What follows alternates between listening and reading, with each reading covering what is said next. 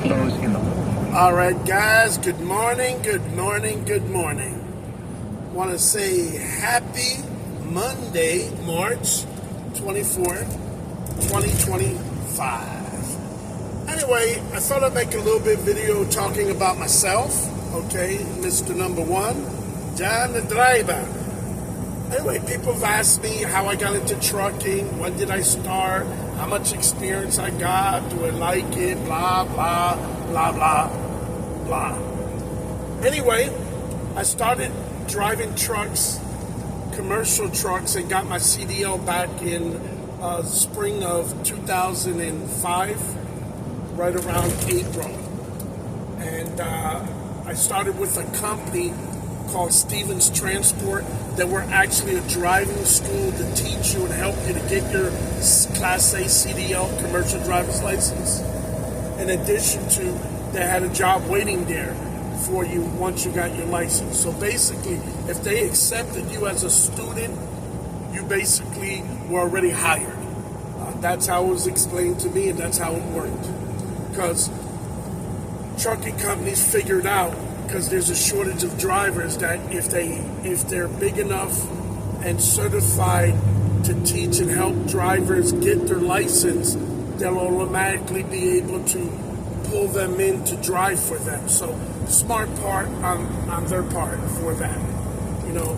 But sometimes they're too big and they hire too many people as students, or accept too many people as students, and they should never really be behind the wheel. They're just maybe not fit mindset and all the way around. So a lot of times they don't put too much effort in that. They just want to know you got a license, you got a clean criminal history background history, and they'll roll the dice on it and see where it goes. Because out of every 10 to 20 people, maybe only 1 or 2 or 3 kind of make it from the whole process up until 1 year after you get your license. So from zero experience to never been behind the wheel, because as each phase and stage of the training and learning and the teaching and the schooling, along with the videos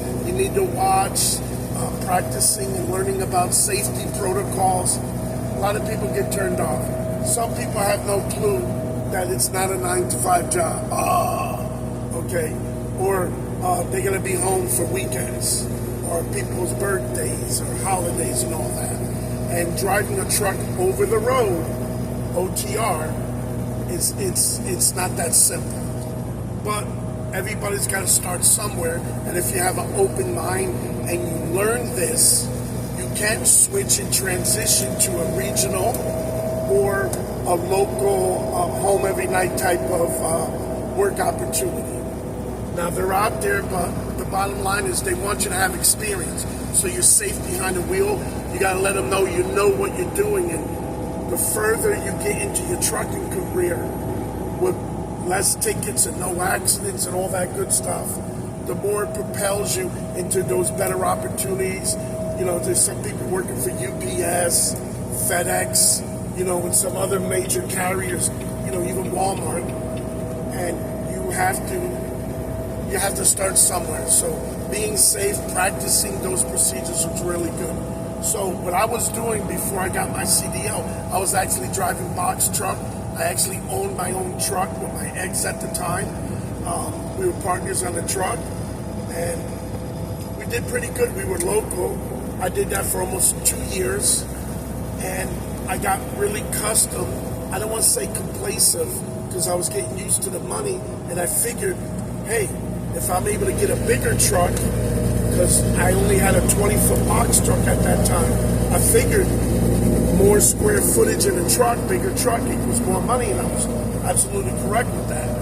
So I couldn't just go ahead and buy a truck. I didn't have the license. So what I did, I decided to do is turn back the truck to the dealer, made money with it, you know, lost money by turning it in because it could have been paid off soon, but decided, hey, let me open up a new door, a new chapter in my life, learn to drive commercial big trucks, 18-wheelers, get my license, and then take it from there. Then we can visit me purchasing my own truck and equipment and do what I was doing locally with air freight out of Tampa, locally overnight. I always had an idea of doing like a Bermuda Triangle between Miami, Tampa, and Jacksonville, with kind of Orlando in the middle. And I think there was enough work there. I could have succeeded doing LTLs inside within the state of Florida with occasional outside, but staying focused there. What happened is I succeeded very well doing what I was doing. Then I started to get complacent. The company gave me a fuel card. I said, what? I don't have to worry about fuel anymore in my truck? If we had any type of breakdown, they send an express code or pay the bill directly to the truck stop, or the road breakdown, such as changing a tire. I always had that fear. You always had to make sure you had enough money liquid, or a credit card or whatnot, to overcome those type of breakdowns. Because if not, they could almost bankrupt you, and you don't finish the load, you don't get paid, and all that kind of stuff.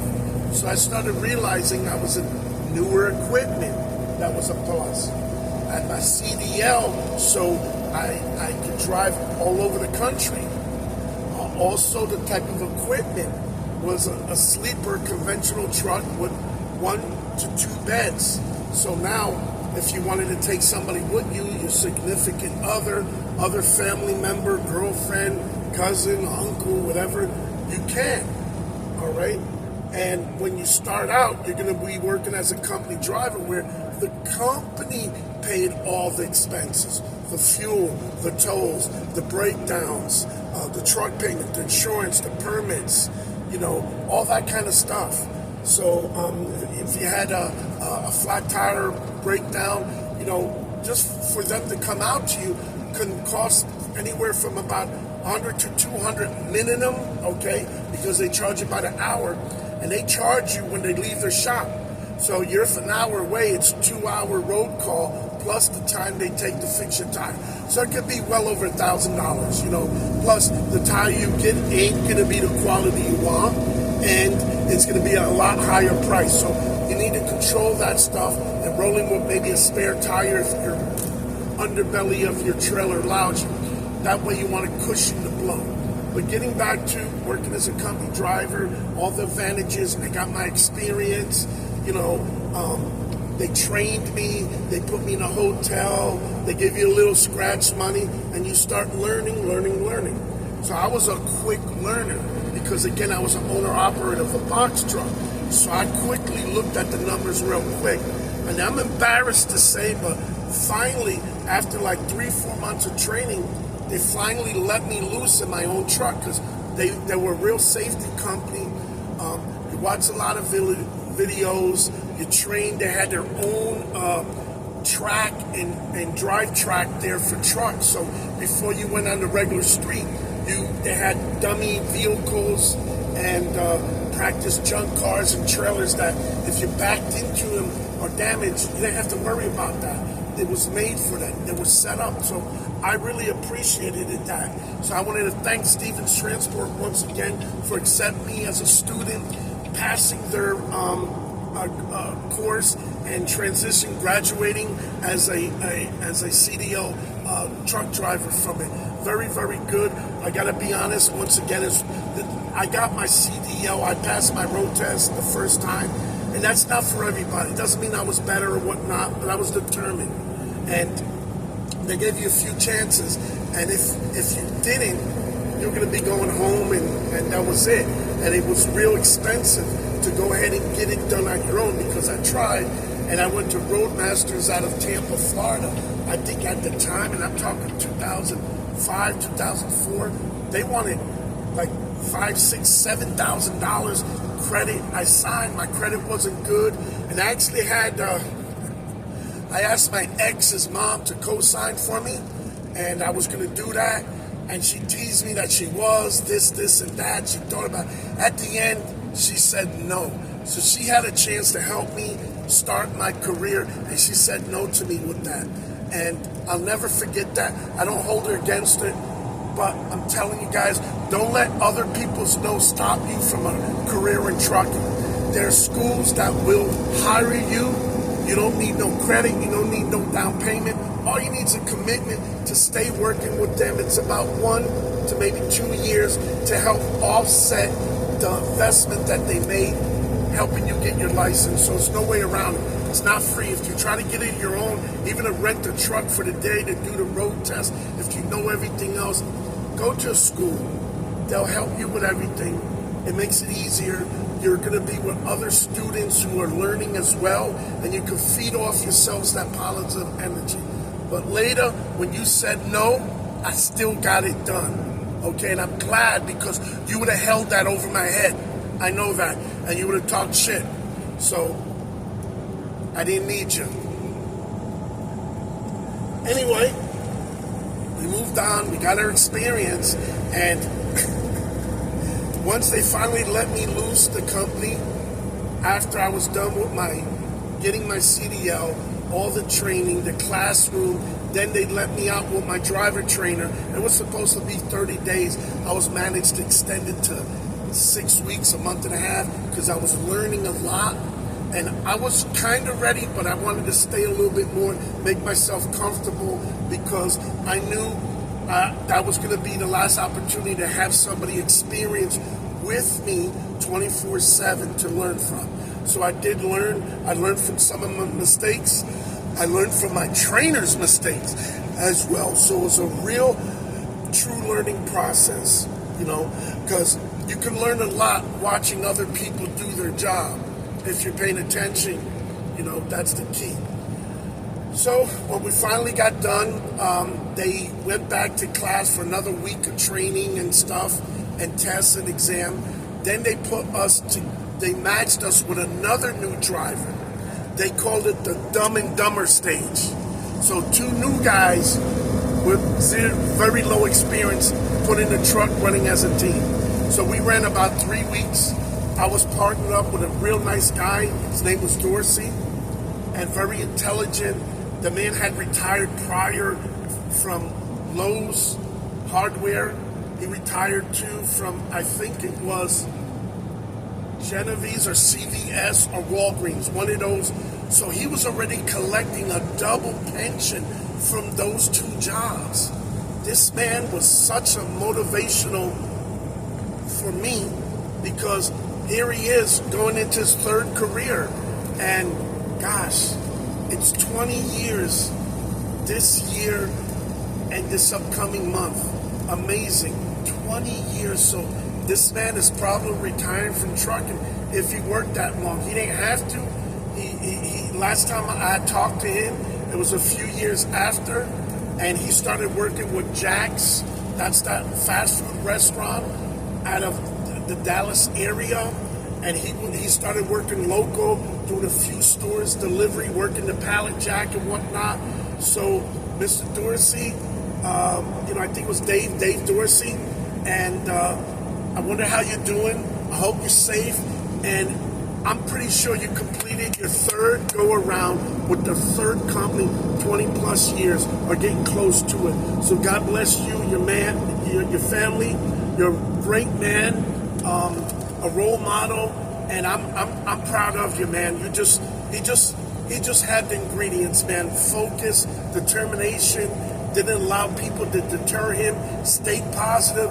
Knew he could succeed. And he was a manager at Walgreens too. He told me some of the stories with some of the people, man, and some of the neighbors he was at. So again, God bless you, Dorsey, and I hope you find yourself doing well and everything's great. If you ever get a chance, hit me up, John the Driver, here on YouTube. I check my comments, so it'd be nice to hear from you, see how you progress through the trucking stage of your career. So getting back to trucking, I worked with multiple companies. The first one, again, that I started with, once I became solo back in 2005, they started me at 26 cents a mile. That's not an error, guys. 26 cents a mile. It was funny for me because they did not allow us to have Jake brakes or cruise control. So what they taught us to do, they literally deactivated that in the truck. Okay, later on, I think they got sued and they were forced to activate the J brake, and I think they gave you the cruise control after a year and the J brake after 6 months, but they changed that policy. I don't know if it was due to a bad accident, but this was the procedure they wanted you to do while you were going down a major mountain. Our trucks were 10 speed, so what they said is whatever the mountain downgrade was, so let's say it said 6% downgrade, they wanted you to minus the 6 from the 10 gear, which left 4, and be in the 4th gear coming down that mountain. They didn't want you coming down any more than like 35 miles an hour, 25 to 35 miles an hour. So you wear that truck with your hazards on, not pumping your brakes, but how can we say, like, I don't want to say riding, but covering your brake and just with a little bit of pressure so there's resistance in your brakes. And we were taught that you could do all day long without overheating your brakes. Now, if you press hard on them and you're trying to stop, obviously more resistance, more heat, and you're going to smoke your brakes. That's how they want us to go, man. It was pretty scary because I was coming down Donner's Pass, man, and the cops were behind me, and they were like, hey, keep it going quicker on the speaker and whatnot, so I was letting it go quicker, and I was not used to the speed, and I started to, my brakes started to smoke, you know, and they were like behind the kid, keep it going, my brakes were smoking. I'm thinking, let me stop or slow down, because if they heat up as you go faster, they're not going to work. So there's a lot of different levels of stuff. I realized that what happened was the company I worked for, we did a lot of drop and hook trailers. So it was very easy to get complacent, okay? Because a trailer looks the same, it looks like the same type of loads you've done before, but the problem is you're always in the same truck, but you're not always in the same trailer.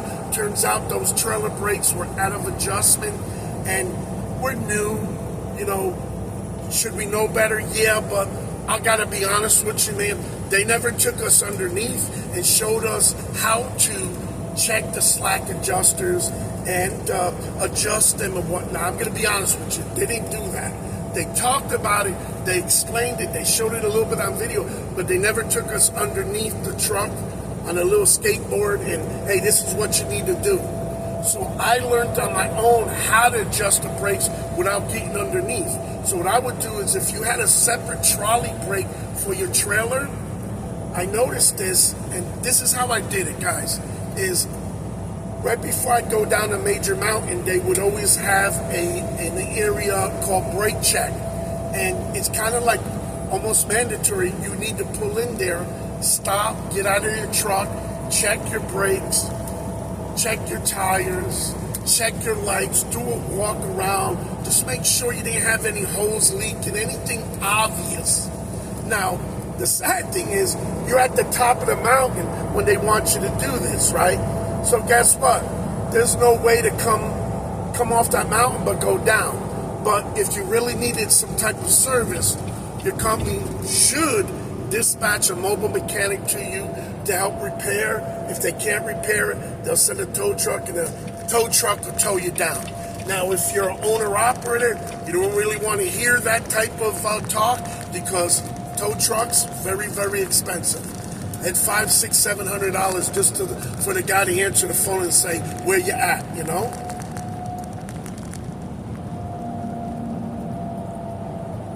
So, anyway, what we got, switch lanes. I passed the Tennessee DOT in this pickup truck. You know, you never know what kind of authority they have. So you want to respects. So again, you check your truck out up there. You're supposed to be doing pre-trips and post-trips. Post-trips are very good, especially if you have a slow leak tire or whatnot, because usually post-trip is at the end of your day. So if you see a worn out tire, maybe a leak, hear a leak or something, it gives you an opportunity to fix that before you start your trip the following morning. So if you normally like to go to truck stops and shut down, you're at a good place there, okay? Now I heard this is crazy. I heard a guy waiting to get a tire replaced that was damaged. And visually you could see it was a blowout, and he was parked on the truck stop property. And it had a DOT officer who was training a new guy roll up on him on private property, because truck stop's private property, see the flat blown out tire and tell him he was going to do an inspection on him, knowing that he was going to fail because of the tire, wrote him a ticket and everything. To me, that's outrageous, okay? Now, if he wanted to tell the driver, hey, listen, I'm training the new guy, this is going to be a mock inspection for him, is it okay? And we're just going to go through the scenario. I would have been totally cool with that. Would have been totally cool with that. I didn't, and maybe that's what they need to do. So sometimes when we get pulled into the scale house, weight station, or whatnot, they should tell us, hey, listen, this is going to be a mock inspection. It's not going to be held against you, but in case you need some repairs, we'll issue you a warning on it, so to make you aware, and we have documentation. You know what? I don't like that, but I'm cool with that. Okay. Another thing is there should be more transparency and protection for truck drivers, because even though you don't own the truck, but just because you're driving, it's your neck on the line, okay? They don't want to hear the owner was cheap and they want to fix it. Because guess what? The owner's going to say, oh, I didn't say that. Oh, no, this, and that. Yeah, you might have text messages and that kind of stuff, but you don't want to throw that kind of heat on the ownership of the truck. So basically, you're going to have to suck it up, Buttercup. Okay? So basically, what I'm talking about is have the transparency. Is you get pulled in, and you tell the guy before he starts his DOT inspection, you say, listen, under immunity, some type of immunity, and you're disclosing the status of the truck that you know. Hey, I just got into this truck, or I did my pre-trip this morning. This is what I see. And if you disclose it to the DOT officer, the inspector, he can notate it that you were aware prior about it, so you can't get marked against it. And the only person that it gets marked to should be the ownership, the trucking company, or the maintenance department who handles maintaining that truck and trailer. I think that's a win situation, because this way your license does not get marked up needlessly, because what happens is you get a few strikes, guys. So drivers, though you always hear there's a shortage of drivers, we're hiring, blah, blah, blah, blah, blah, blah. If your license ain't clean, you got violations, you got tickets, you got accidents, you got cell phone in the hand while you're driving a commercial vehicle, you're running stop signs, guys, failed drug tests, SAP, all that shit works against you. The best thing you can do for yourself is understand this. Whether you're driving a commercial truck or a vehicle, whether it's rental, you borrowed the car, whatnot, you're ultimately responsible. So conduct yourself in a manner, whether you're driving a car, and more importantly, if you're driving a car, that you don't run stop signs, don't run red lights. Be very careful if you're going to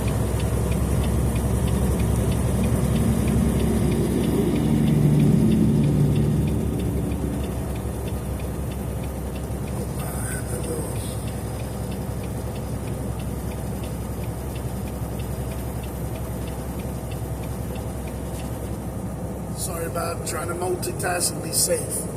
Anyway, just don't get any tickets in the car driving a vehicle, whether it's a pickup truck, rental van, box truck, whatnot. It all counts. It all goes under the same roof of your CDL. So if running a red light in a car is going to hurt you. Speeding in a car is gonna hurt you. So you gotta drive like a nun, basically, okay? Just always come to a complete stop at a stop sign.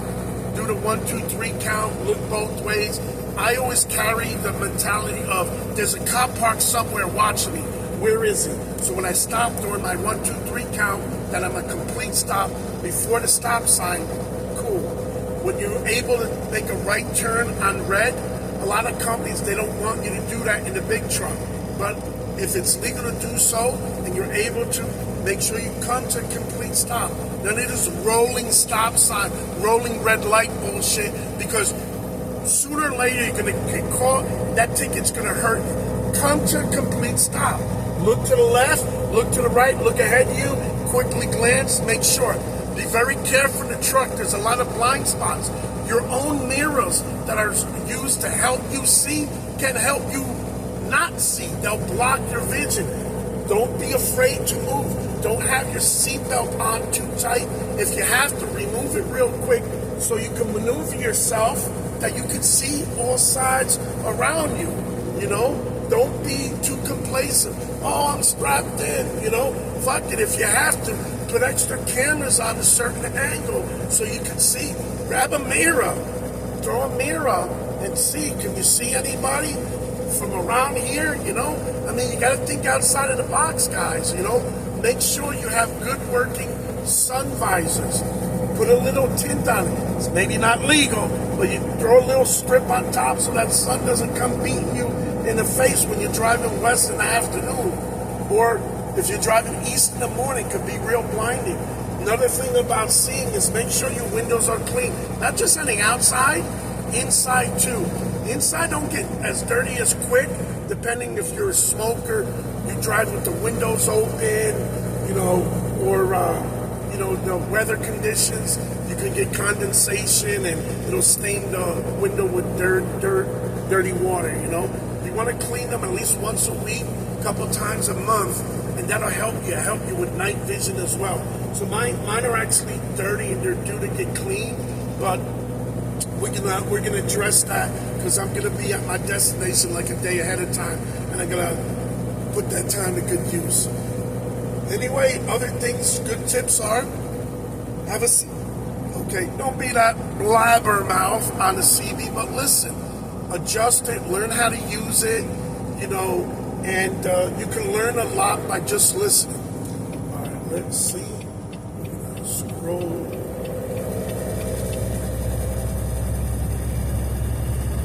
Past a few vehicles. So CB is very good. For those guys that don't know, don't be bringing a radar detector on a commercial vehicle. That's against the law. It's high fines. They'll take the radar from you. Also, you get tickets. So that's a no-no. You hear me? What you can do in a car, you can't do in a truck, okay? So very, very important.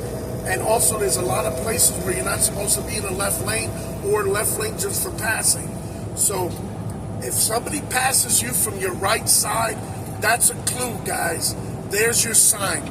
Chances are you're in the wrong lane, okay? Because people should not be passing you from the right. Now you got these Rambo truck drivers and four-wheelers and that kind of shit, and they'll pass you on the shoulder. I've had that happen. But just try to be safe out there. You want to make it back home to your family, relatives, your nagging wife, nagging girlfriend, your kids. Maybe they're unappreciative what you do for them or what you've done for them, but you want to get back, okay?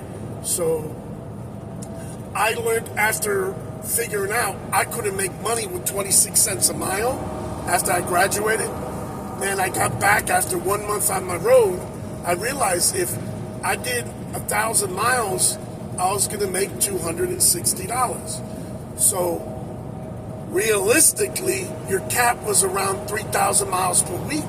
And I figured out I'd be making about $700-800 max before taxes. And I figured out, hey, that ain't the money I wanted, you know?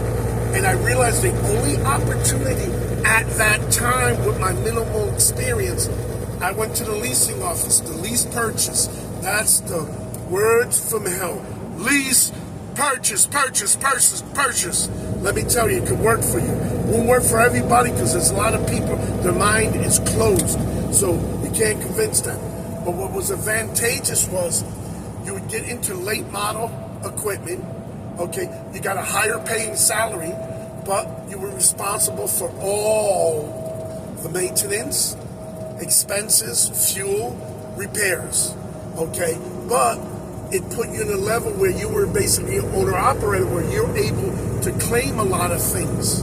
So it would help offset it. So it's the beginning of you becoming a true owner-operator. It's like the road test of being an owner-operator. So you need to run so many miles per month, over 10,000 miles minimum. Maybe close to 15 if you can, legally, of course. And it could be profitable for you. It gave you more authority because now, as a company driver, you were forced dispatch.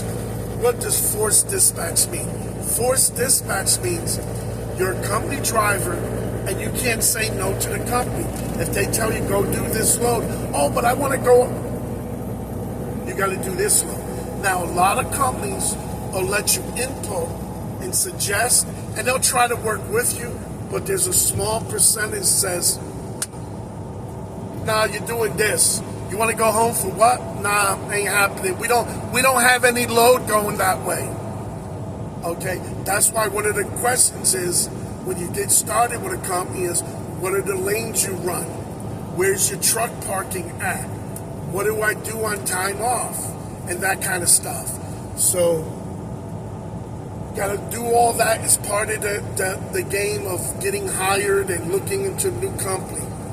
Because most of the time the equipment's the same. Some companies' equipment's a little bit newer, a little fancier, you know. Maybe one's got a little more chrome than the other, but that chrome ain't gonna put more money in your pocket. That chrome ain't gonna get you home sooner if they don't go to your home.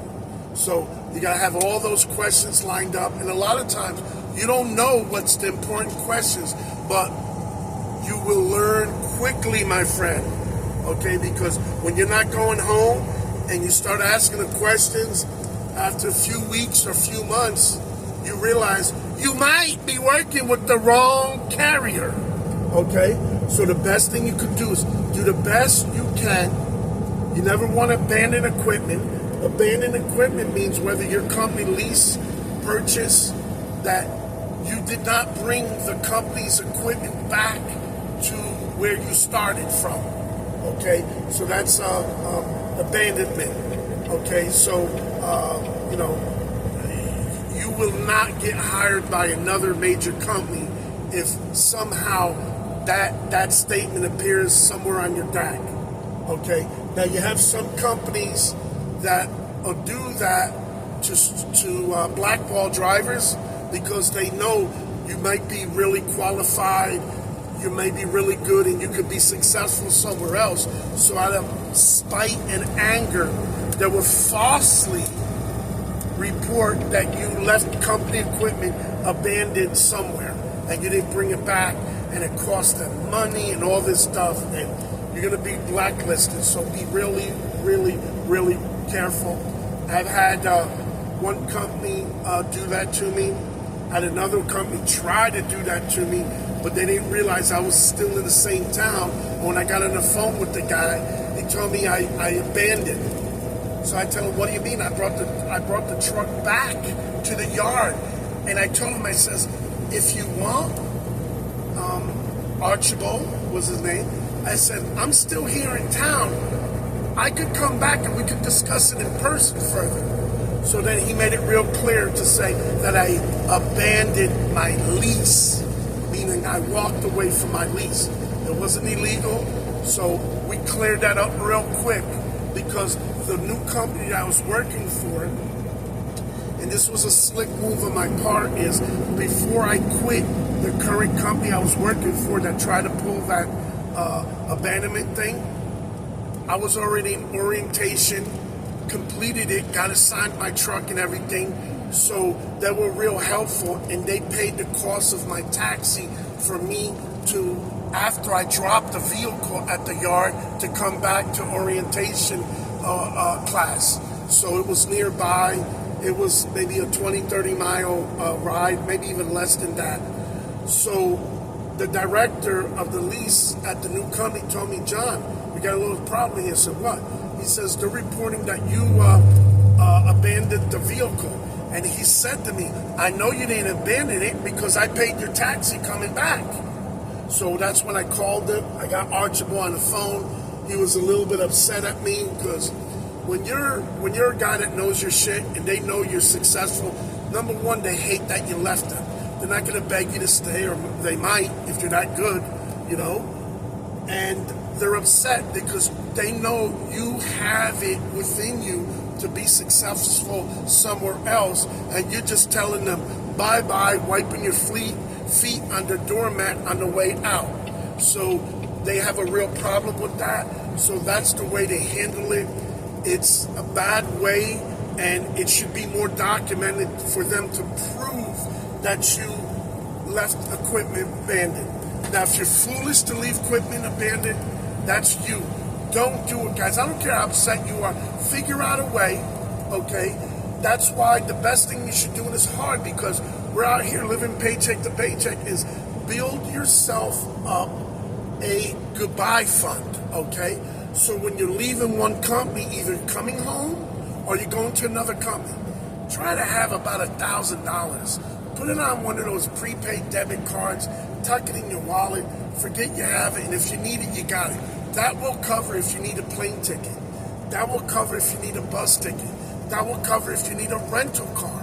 Because contrary to what these companies tell you in the beginning, when they're pissed off you're leaving and they're mad and they're believing their version of the events that happen, and you believe another version, and like they said, there's 3 sides to every story. Their side, your side, and the truth. So don't have yourself in a position where you can't move and you're stuck and you're with a cardboard sign outside the gate of your company, waving it, or dropped off at a truck stop or a bus depot, Greyhound, and you can't make it back home. It's a sad story. I don't want to laugh, but be safe, guys. Protect yourself. Be your own out card. Have that in there. Build up that fund. Don't touch it. Because hopefully you never need it and you have $1,000. But if you do, it's right there. $1,000 should get you cross country. You know, ain't gonna be, business class or, high class passenger, but it's gonna be, it ain't gonna be first class, but it'll be probably commercial, all that stuff. So anyway, that's about that. I became successful because I moved up the ladder. I leased my truck. I became a driver trainer for a couple students. I wanted to test my skills, push myself. And to me, it was challenging, but if you have the wrong student, it could be a nightmare. And there's a lot of people. My last student, I think it was my last student. He started becoming disrespectful a little bit. A little F word here, there.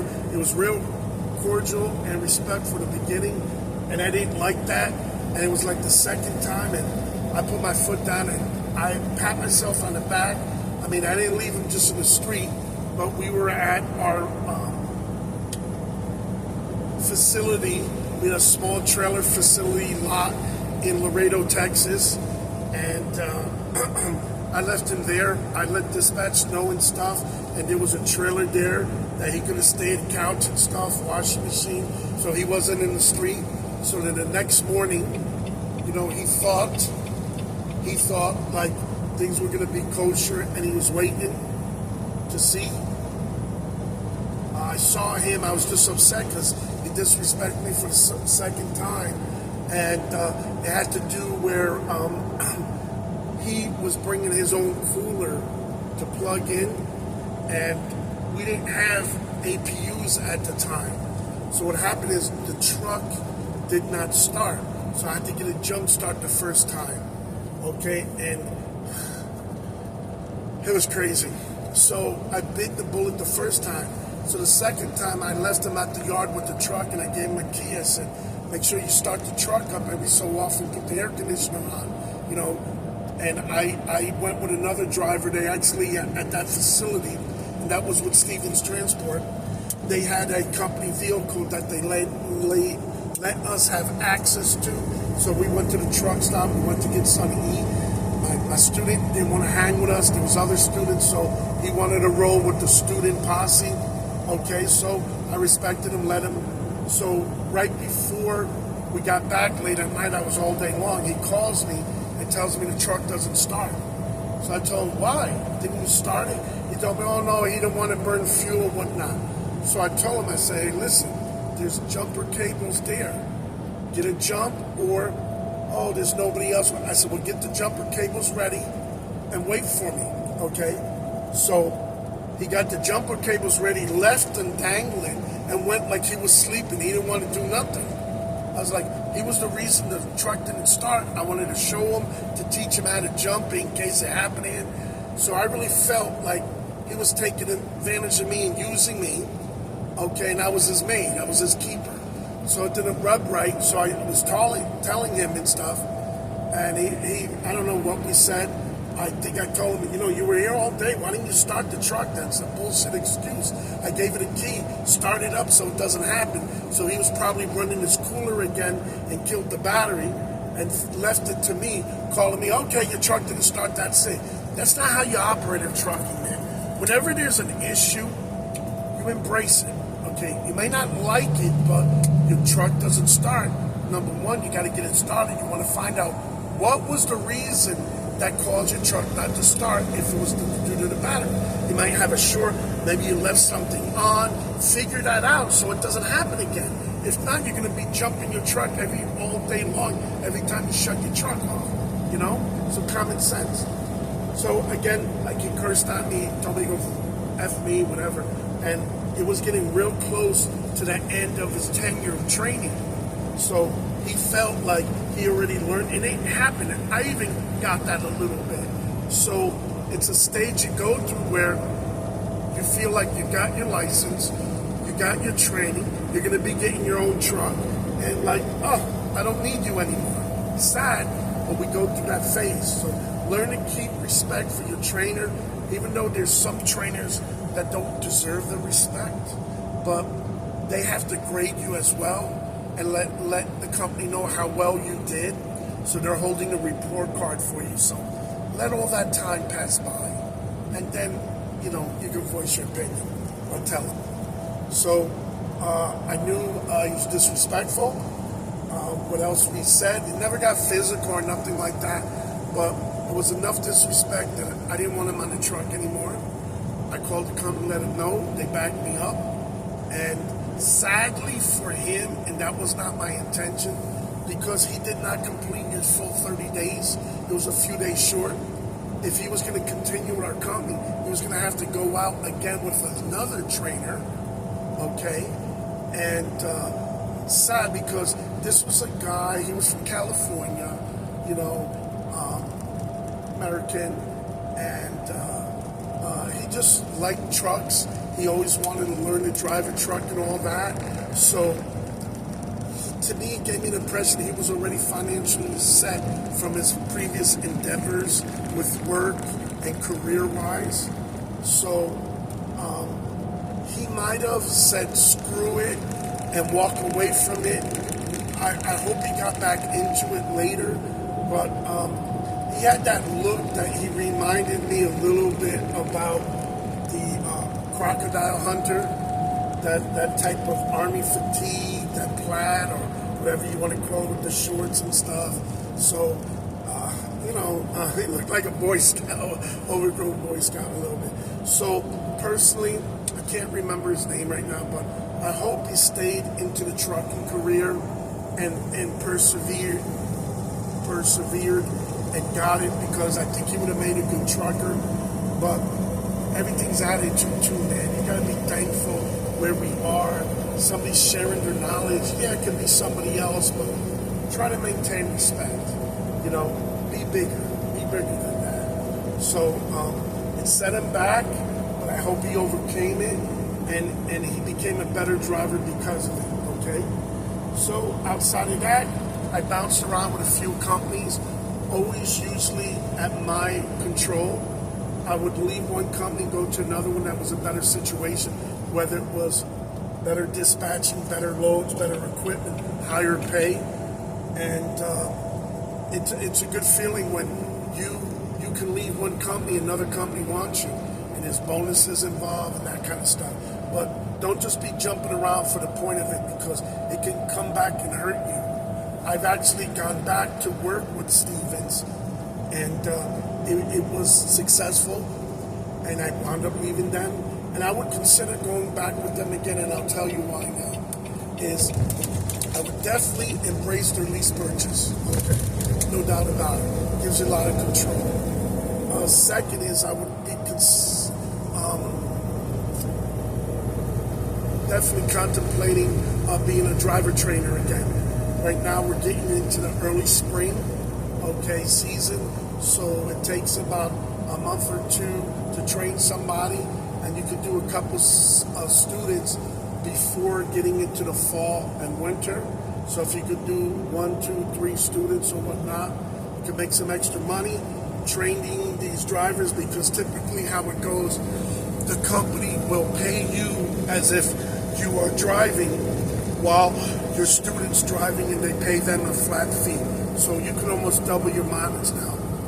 There's the window and door of abusing that, and you don't want to do that, but there's a lot of trainers that do that, meaning they'll drive their shift max, and they'll expect their student to drive the max, and they'll be in the back sleeping, not really training them, and just abusing them, working them like a mule.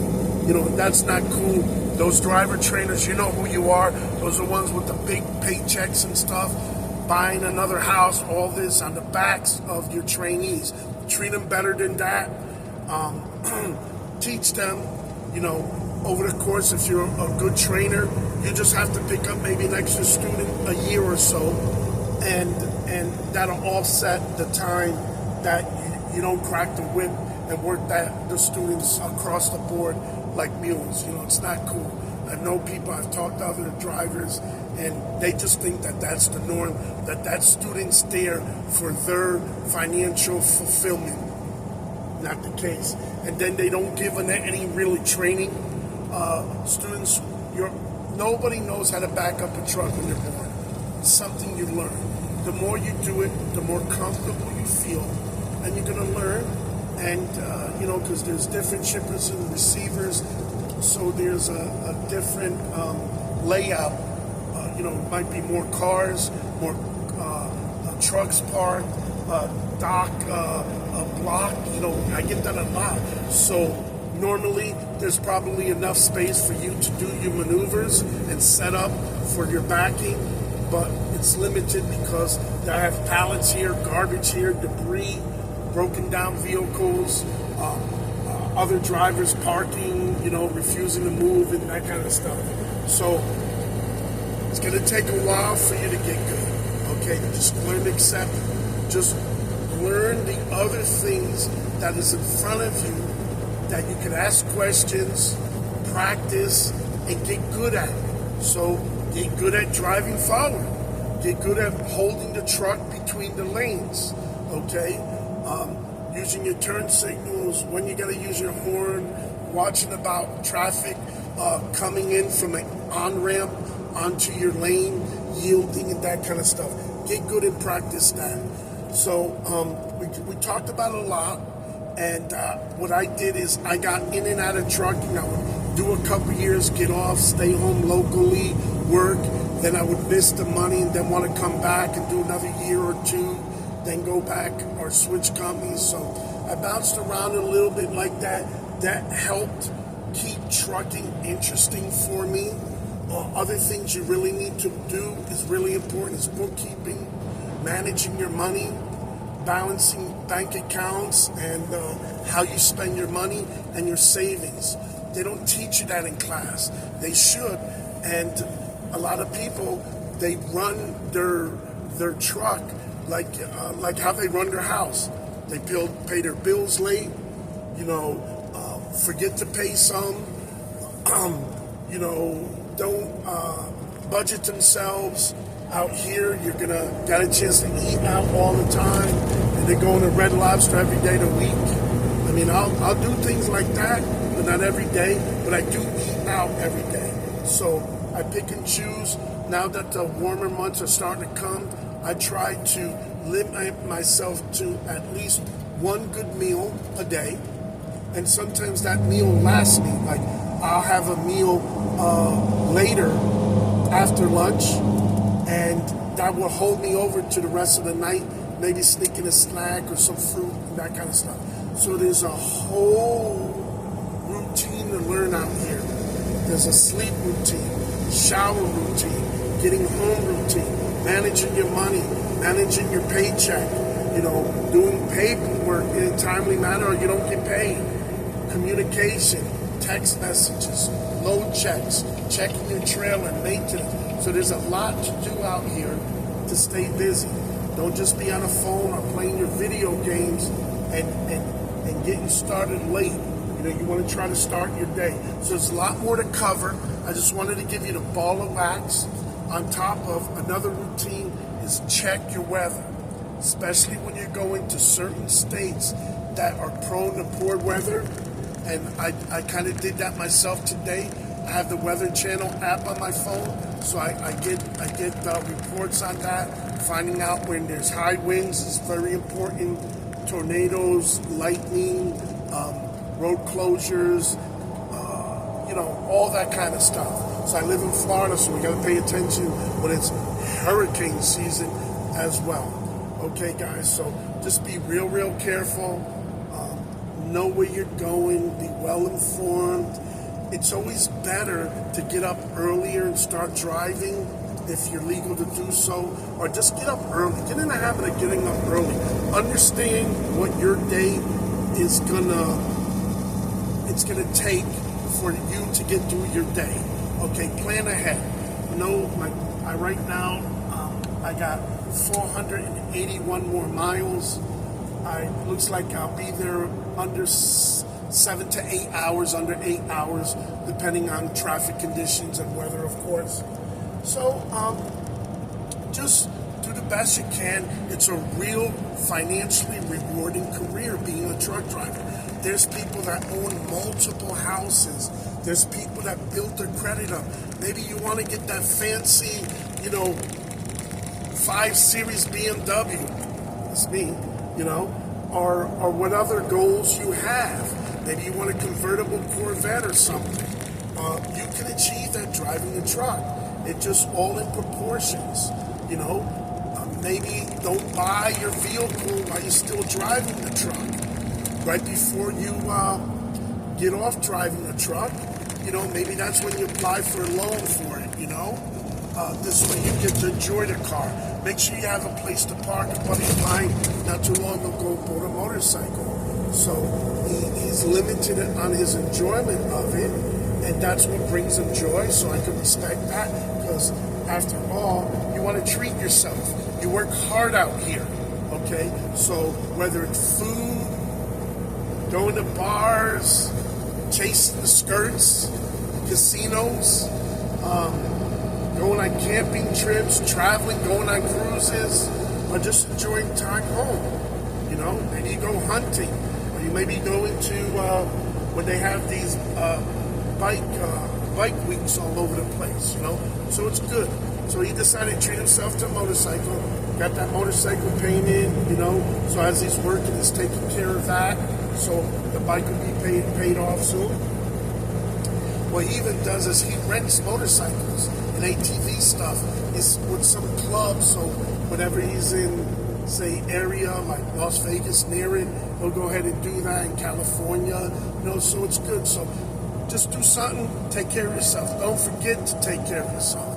Okay? Don't get caught up too busy on taking care of everybody else, because it could be very overwhelming. All right? So very, very important. So that's about it, guys. I just wanted to give you a little dip on what to expect, a little bit how my career started. Fast forward to now, it's 2025. I've been into the 18-wheeler phase, 20 years on and off. Okay, so I got enough experience. There's a lot of job opportunities out there for me. and they hold my interest. There's got companies out there promising me they'll buy me a brand new truck, 2025, brand new trailer, won't have any issues. You become a lease purchase, you pay it off in 3 or 3.5 years, it's yours. So if you're willing to make that type of a sacrifice and work hard for those 3.5 years, you could pay it off sooner now too. But 3.5 years, you got a truck that's brand new today and trailer that's brand new today, paid off. That's equity alone. Maybe you want to start something local. You take that truck or trailer and you're good to go. Now you're local. So there's a lot of things to go with limited educational background. You need a CDL. You need to pass a road test. You need to learn how to drive a truck. You do that, you don't need to go to college, guys. Okay, got news for you. There's a lot of people that graduate college, got a bachelor's degree, got a master's, and you know what? They're at McDonald's, they're at Walmart, they're at Target, or they're at a fast food chain, Olive Garden, because they have not got that right opportunity. So, not saying that's a bad way to go. Just pick the career you go and understand and realize how much training, how much schooling, how much, there's sometimes you have to work for free, to some of these internship, and I don't like working for free. I don't know about you, but with a trucking career, man, let's say you love food and you want to be a chef, you put a couple of years here, you'll have the resources financially, built up the credit to go ahead and open up and start a hot dog stand. Start with a hot dog cart, work your way up. Maybe you want a car wash. Maybe you want to buy and sell your own cars. Maybe you want a customized car store where they do tint, radios, all kinds of wheels and rims. You could do that, guys. This is an excellent vehicle to get that done, okay? Don't let people fool you and scare you out of it. Put a couple of years sacrifice and you're good, Anyway, guys, that's where we at. If you guys have any questions or comments, I'll do some more follow-up videos on this if you're really interested in getting started and knowing, and I highly recommend it. Is it for everybody? Absolutely no. Absolutely no. So you got to figure out and decipher for yourself, could this be for you? Now, it could be, and you can make it a short-term project. Would you do it just for 3 months? Might not be worth your time. 6 months, a year, now you're talking, because you can save up some money. Because remember, you don't start really making the big money till after you get a good year or two under your belt. You're safe, no accidents, all that. So keep that in mind. After you got 2 years, you can find a good local job home. Maybe work for sanitation, maybe get a passenger endorsement, be a school bus driver or a city bus, hauling cement, rocks and stuff. So, hauling logs and trees. I don't know, be a middleman, I don't know. But you could also maybe work and be a beer distributor, have your own Budweiser route or soda route like that. So a lot of opportunities, guys. Okay, don't let people scare you. It could be done. I did it. I had people in my class came in with flip-flops. They never drove a stick shift. And at that time, stick shift was the only thing available. Nowadays we got cruise control, automatic transmission, so it's a lot easier. You got all the creature comforts, and like I said, you got 2 beds back here. I got a little jam pack back there, but we got 2 beds, top and bottom, so you could be